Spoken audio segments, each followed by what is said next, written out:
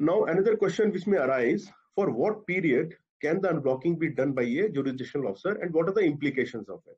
Okay. So we have seen how unblocking can be done so far. There are two ways in which unblocking can be done. One is by making good your default period and reducing it to under less than 2 tax periods. The other one is by filing a manual application before the jurisdictional tax officer. Now, in case it has been unblocked by a tax officer, what happens?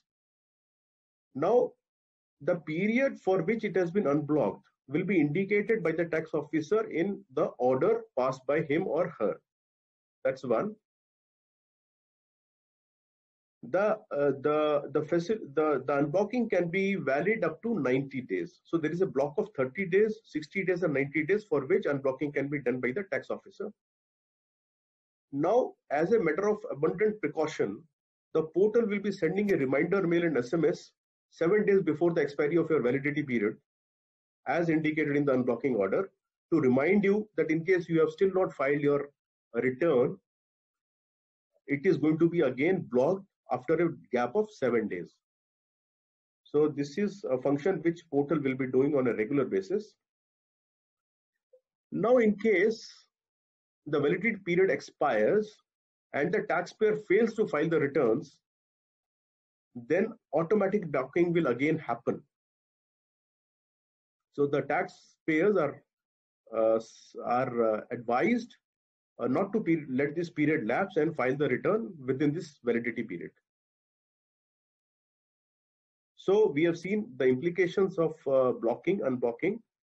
Now let's see, how do you view the accept or reject order on the portal?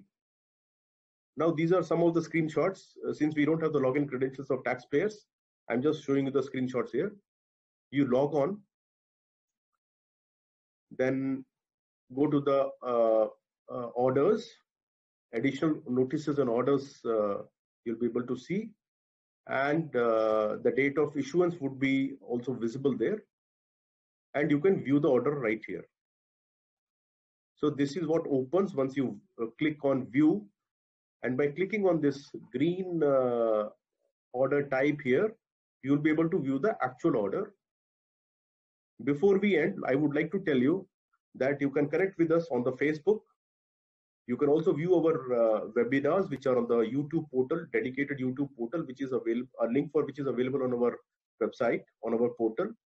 And you can also connect with us on the Twitter handle, which is given here.